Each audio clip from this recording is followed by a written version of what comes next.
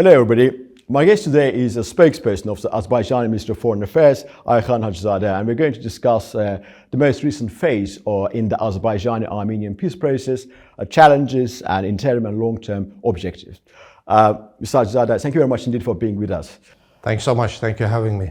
It's our pleasure and honor. So, judging from the information provided by the Minister of Defense and Minister of Foreign Affairs of Azerbaijan, it's very clear that Armenian attempts to illegally transport mines, weapons, ammunition into the territory temporarily controlled by a Russian peacekeeping contingent remain still there. So the problem is still there, and the Russian peacekeeping contingent seems to be doing absolutely nothing to counteract these attempts. It looks like something must be done. What is going to be Azerbaijan's modus operandi of practical action? So, as you rightly mentioned, the major problem right now we are facing after the end of the war, 44-day war, is the continuation of transfer of weaponries, munitions and landmines into the territories of Azerbaijan. And this has continued despite the fact that the occupation has ended. Almost 30 years of occupation has ended back in 2020. As you know, the trilateral statement co-signed by Azerbaijan, Armenia and the Russian Federation leaders, particularly the Article 4, has established the obligation that the Armenian forces should have withdrawn in parallel of the Russian peacekeeping forces deployment back in 2020. But unfortunately, this hasn't happened, as was confirmed by the leadership of Armenia, and this obligation has not been fulfilled, which is the clear violation of the trilateral statement co-signed by Armenia, Azerbaijan and the Russian Federation. Since the end of the military hostilities back in 2020, the military provocations has also continued that endangered the stability and peace that Azerbaijan promoted in the region as a result of 2020 war. In general, as I've mentioned, the munitions, landmines were transferred into Azerbaijan. Back in last year, August 2022, we've identified the landmines that were produced in 2021 in Armenia. That demonstrates that Armenia has not ceased military provocations, and these landmines and the other munitions that were transferred into Azerbaijani territories were demonstrated both to the Russian peacekeeper leadership commanders and to the military attachés of foreign countries accredited in Azerbaijan, and to the foreign media as well. So the Lachin Road has been misused by the Armenian side to transfer those weaponries, those ammunitions, and including recently identified unpaved roads that Armenian side has misused that led to the military provocation back in March 5th that killed 2 Azerbaijani military servicemen and wounded several. So those are the areas that we need to focus on. Azerbaijani side has always identified those areas as a violation, and we've raised our concerns in front of the Russian peacekeeping contingent as well and their leadership as well. The major practical step that could be taken in order to eliminate such threats is the establishment of the border checkpoint between Armenia and Azerbaijan that was publicly voiced by His Excellency President of Azerbaijan, Mr. Ilham Aliyev, during the Munich Security Conference. And we believe we need to take all the measures, appropriate measures, in order to eliminate the threats to security and safety of our Azerbaijani population. And to that end, we will take all measures. Thank you very much indeed for your extensive reply. I will come back to the point about the Lachin Road, the regime of the road, and Armenia's obligations related to that particular topic. But one question which is also very worrying for the Azerbaijani public, it's about the use of the term Nagorno-Karabakh. Azerbaijani president made it abundantly clear on numerous occasions, and last time I think in Munich Security Conference, he said that this entity does not exist inside Azerbaijan, and all the countries must be respectful towards Azerbaijan's territorial integrity.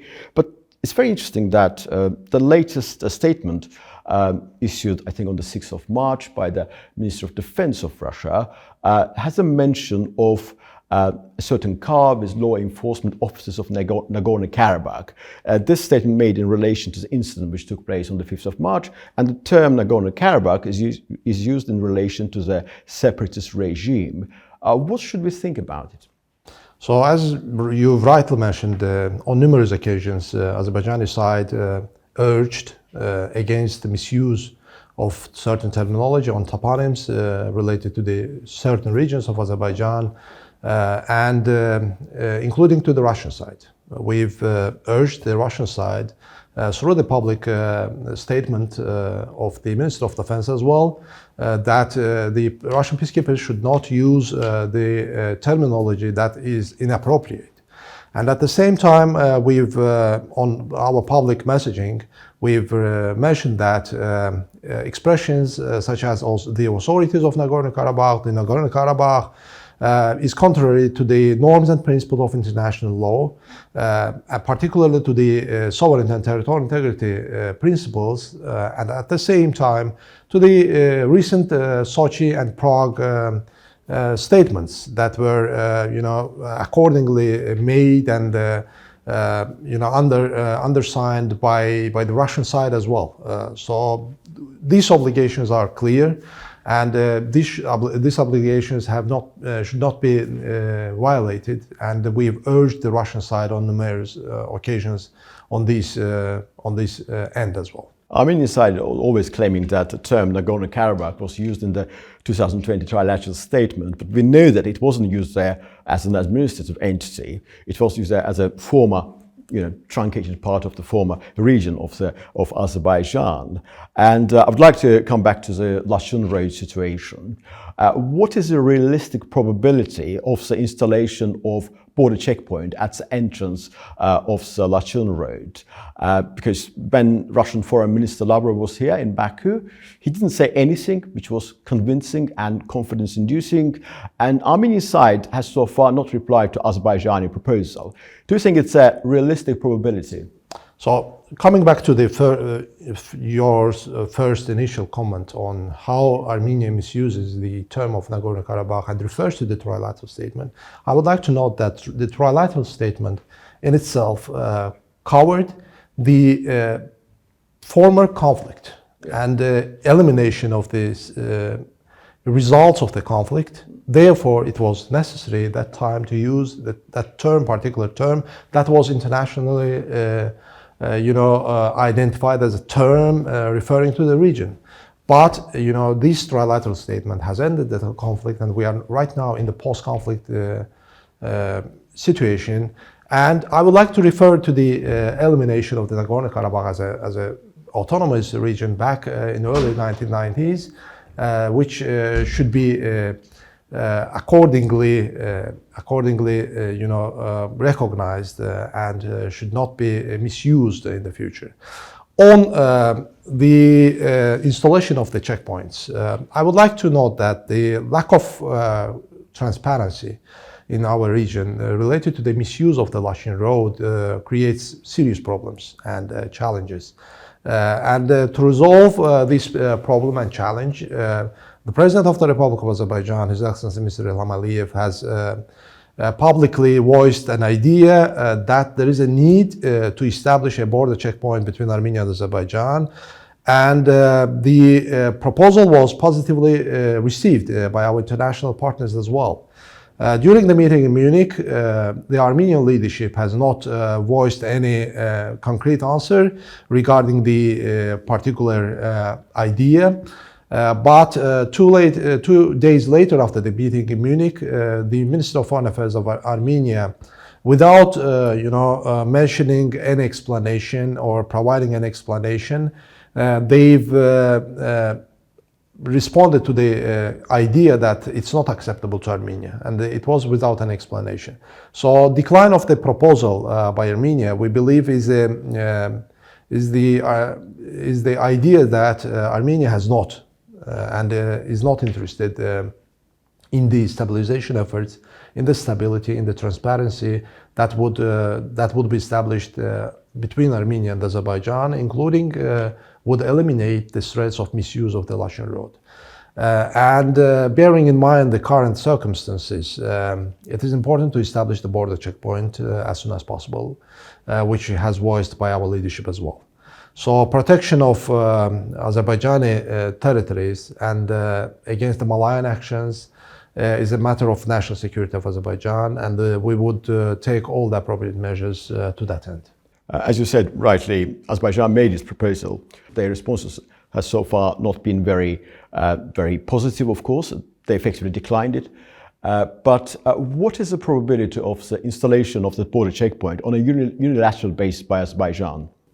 So, as I mentioned, Azerbaijan has all rights, all the legitimate rights to establish the border checkpoint whenever it deems appropriate. We believe it is important to install the border checkpoint between Armenia and Azerbaijan to prevent ongoing destabilizing actions of Armenia, and Armenia should understand that, and we need to take the measures that would establish the border checkpoint as soon as possible. And could happen before 2025 if Azerbaijan decides to do it in that fashion before 2025. So we reserve our right. We reserve our right to establish the border checkpoint as soon as possible.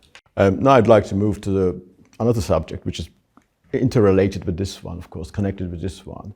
On the 1st of March, the very first public meeting between the contact group led by Rami Mammadov MP and the representatives of the locals living in the Karabakh region of Azerbaijan took place. It was very important, of course. Before asking you specifically about that dialogue, I would like to put you this question. Do you think that as long as illegal Armenian forces are still there in Karabakh, in contravention of Article 4 of 2020 tripartite statement, this dialogue can actually be fruitful? So we separate the talks with Armenia and the issues related to the communication with our local residents, Armenian residents living in the Karabakh region of Azerbaijan. That's the first point that I would like to outline. And following the end of 2020 war, as you might know, we've initiated a dialogue with our local Armenian residents. In August 2022, relevant agencies of Azerbaijan, representatives of relevant agencies and specialists went to the Sarsang reservoir, met with the local specialists in order to inspect the reservoir, but at the same time to discuss the water distribution and the restoration of the irrigation systems. That went very well. And there was an agreement that time that this dialogue should continue. But at the same time, during the rebuilding and the installment of the new Lachin Road reconstruction efforts, we had very fruitful dialogue. Our authorities have had very fruitful dialogue with the local Armenians. This meeting and inspections went well that time. And this dialogue has also particularly positively lasted until the installment of Vardanya to the Karabakh region that derailed the process in general. But on March 1st, the Azerbaijani representative met again with the local residents, discussed the issues related to the rights and security of local Armenians in line with the Constitution of the Republic of Azerbaijan. And this dialogue has initiated, and we are in favor of continuation of this dialogue. But unfortunately, the Armenian side, again, some representatives that were in attendance of the meeting, they've tried to promote the, again, notorious narrative. But as you know, we are inclined into such a dialogue, and we hope that this dialogue would bear some results in line with the legislation and constitution of the Republic of Azerbaijan. In terms of the withdrawal of the Armenian armed forces. As you know, the Article 4 of the trilateral statement, at the same time, not only the trilateral statement, but the UN Security Council resolutions, 4 resolutions, demands the Armenian side to withdraw Armenian armed forces. I would like to underline that particular term. The Armenian armed forces includes all the Armenian forces that bears arms in their hand to be withdrawn from the region of Azerbaijan. And we believe the peaceful coexistence within Azerbaijan, within the territorial integrity and sovereignty of Azerbaijan is the must and should be finally ensured. Hopefully. Interpretation of Article 4 is a very important point because Armenia always distinguished between Armenian armed forces, of course relate to Armenian state, and the separatist forces, but in fact they form one whole. Back to this dialogue, it started, it's very encouraging, at the same time it's very challenging. And yes, Vardanyan is not there, the dialogue started before Vardanyan's presence and now it's restarted actually. Where does Azerbaijan see this dialogue in, let's say, 6 months' time? So I cannot predict what would happen in 6 months' time, but at the same time we are resolute in this dialogue in order to integrate the Armenian local Armenians, but at the same time to ensure rights, security within the constitution and the legislation of Azerbaijan. Of course, there are some destructive attitudes among some people on the ground. But we believe they are in minority, and we believe the Armenians do not support such tendencies in general, and these efforts, we believe, would bear results despite the fact that there are some destructive forces and some revanchist forces that wants to derail this process. With your permission, I would like to go back to Article 4 again, because something just sprung to my mind. It's about the Russian factor in the implementation of Article 4. We understand Azerbaijani position, which is very clear. We understand Armenian position, which is clear, but we disagree with it. But do you think there is any obligation incumbent upon Russia to ensure that those Armenian forces withdraw from the Karabakh region of Azerbaijan in line with Article 4? So, in line with Article 4, the trilateral statement has been signed by 3 parties, which are Azerbaijan, Armenia, and the Russian Federation. And ensuring of all the relevant provisions, initiating, for example, initially it was like 3 region withdrawal that was ensured by the Russian peacekeeping as well, that the Armenians would withdraw in a timely manner. But at the same time, the Article 4 that relates to the withdrawal of the Armenian armed forces should be ensured and should have been ensured in line with the trilateral statement, and the Russian side should urge the Armenian side to withdraw its forces. Yes, of course, it should have happened before in parallel of the Russian deployment of the peacekeepers, but the Armenian side has violated this obligation. We hope the Russian side, as a party to the trilateral statement, would also urge the Armenian side to fulfill its obligations related to the withdrawal of armed forces. Thank you very much. Of course, it's very difficult to predict what will happen in months' time. We know there will be a meeting between Azerbaijani President and Armenian Prime Minister in Brussels very soon, probably late March, early April. We don't know the exact date. My question is, what to expect? So, since the end of the 2020, Azerbaijan has initiated the peace efforts, peace normalization efforts with Armenia, despite the fact that during the 30 years, Armenia has occupied, devastated our territories, committed massacres, and around 750,000 Azerbaijanis from the Karabakh region has been expelled from their homes, but also 250,000 Azerbaijanis from the Armenian territory, proper Armenian, as a result of the conflict.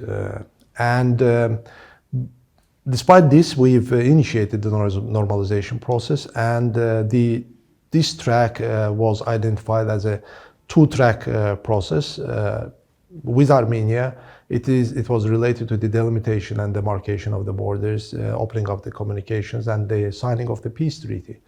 Azerbaijan, as a result of the Brussels meeting of 31st of August between the leaders of Azerbaijan and Armenia, has submitted the text of the draft treaty to the Armenian side, showing the positive attitude. But before that, Azerbaijan has also identified 5 basic principles that should identify and should establish the normalization process with Armenia. And on 2nd of August, the Geneva meeting was held with the foreign ministers, between the foreign ministers of Azerbaijan and Armenia. And the second meeting was in Washington, D.C. But unfortunately, the third meeting, which was planned to be held in Moscow, was derailed by Armenia. Armenia has declined to meet to discuss the peace agreement with Azerbaijan. Since that time, we've exchanged ideas with the Armenian side. Our proposals were sent to the Armenian side. They sent their proposal to us. And it was a type of, online diplomacy, I would say. But for the positive result in the negotiation process, there is a need, of course, to meet and to discuss all the details of the peace agreement.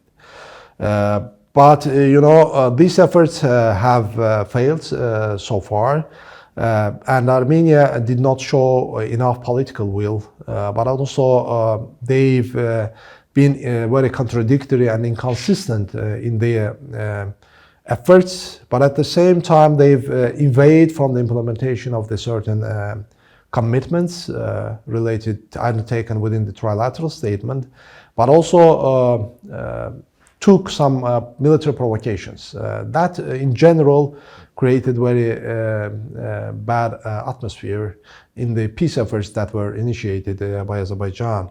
Azerbaijan is an interested party in bringing forward the peace agreement and to sign the peace agreement, and we hope Armenia would refrain from the destabilizing efforts and to return to the negotiation table. And we hope the Brussels meeting they will be enough constructive in order to have tangible results on the peace agreement.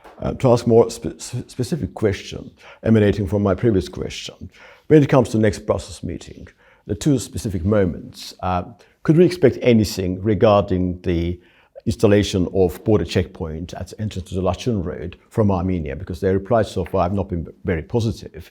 And number 2, you mentioned about the separation of the process into 2 parts. One is interstate process, one is internal Azerbaijani dialogue. And this dialogue has started. It's very encouraging. Do you think in this dialogue, Armenia could see some form of internal Azerbaijani dialogue between Azerbaijani state and its citizens of Armenian origin, which will also be visible to them to be able to have a look and make their own conclusion? Since the end of the 2020, we've initiated the reconstruction and rehabilitation efforts in the region. And Armenian side was, of course, seeing that progress, how Azerbaijan willing to establish peace, stability in the region, and initiated the dialogue with the Armenian side as well. But you rightly mentioned that there are 2-track processes. We separate the dialogue with Armenians with the peace agreement. That is the purely bilateral process between Azerbaijan and Armenia. Yes, of course, there are some inclination of the Armenian side, and there are some efforts of the Armenian side within their statements and actions that they want to interfere into the process of dialogue between Azerbaijani authorities and the local Armenians. But we've been publicly voicing our protest against such actions. That first and foremost is the process that is against the sovereignty and territorial integrity of Azerbaijan, and Armenia should refrain from such an actions. Of course, if there would be a progress within the peace agreement, that peace agreement would not entail any provision related to the dialogue of Azerbaijan and the local Armenians, since it is the bilateral process, and any ideas about international mechanisms to be established in order to have a dialogue, efforts between Azerbaijani authorities and the local Armenians would not bear any results. Thank you very much. It's very clear. And I would like to ask my last question. It's about Azerbaijani-Iranian relations. These relations have been at their lowest ebb since the very beginning of early 90s, I think. What are the chances of normalization, given that Iran has not yet taken necessary measures to conduct proper investigation into the lethal attack which took place on the 27th of January? You rightly mentioned, that it is the very difficult situation right now in the relations between Azerbaijan and Iran. Time by time, our relations had witnessed the ups and downs. But at the same time, Azerbaijan has always promoted the foreign policy that is based on mutually recognized and supported good neighborly relations and supporting each other's territorial integrity and sovereignty. And this was the general foreign policy forward to the Iranian side as well. But Azerbaijan was never a source of tensions with Iran. That is the first point that I would like to underline and emphasize. The tensions between the two countries have grossly exacerbated since the end of the 2020 war and the liberation of the 132-kilometer portion of border between Azerbaijan and Iran. That's the first line. And on September 21st, 2021, Iran has conducted a major military drills on the border between Azerbaijan and Iran, and it was the first time since independence of Azerbaijan, which undermined the relations further. And we've expressed our concern to the Iranian side, but unfortunately such military drills also continued in 2022. And the latest one was in October. But at the same time, recently, on September 27th, there was an terror attack against the Embassy of Azerbaijan in Iran, killing the one officer and wounding two of the embassy, which further exacerbated our relations. We've suspended all diplomatic operations at the embassy and evacuated our staff from the embassy. And as a country, Iran had an obligation and has an obligation to fulfill for the securing the premises of the embassy according to the Vienna Convention of Diplomatic Relations, which is very important aspect. But unfortunately, this hasn't happened. And on numerous occasions, we've also outlined our concern that the Iranian side has not provided a satisfactory explanation on the investigation in order to eliminate our concerns vis-a-vis these malign actions. Unfortunately, on March 11th, there was another provocation by the Iranian side when the military aircraft flew over the Iranian-Azerbaijani border for more than 30 minutes. So these are the actions that deteriorates the relations, and we hope Iran will further refrain from such actions and would take measures in order to have a cooperation that is in favor of stability between our countries. Azerbaijan, as I would like to once again to note that Azerbaijan was never a source of the tensions, and we expect the Iranian side should refrain from such actions against Azerbaijan. There are many threats coming from Iran, and you mentioned them. But would you say that if Iran conducts proper investigation into what happened on the 27th of January, Azerbaijan may consider to rethink this suspension of diplomatic activities with Iran, just on the basis of the proper investigation only? It depends. It depends. The relations has different aspects that I've mentioned. This includes some military provocations as well. In general, Iranian side should refrain from the actions that targets Azerbaijani authorities within the media at the same time, within the Iranian media. But of course, the major problem that we've recently witnessed was the terror attack against the Embassy of Azerbaijan. And in order to mitigate the concerns of Azerbaijan, to eliminate the Azerbaijani concerns, there should be a proper investigation. And that would be satisfactory, and afterwards there would be a consideration how the relations will be built further. Thank you very much, Mr. Hajizada. I'm most grateful to you. Thank you very much indeed. Thanks so much. It's my pleasure. It's our pleasure.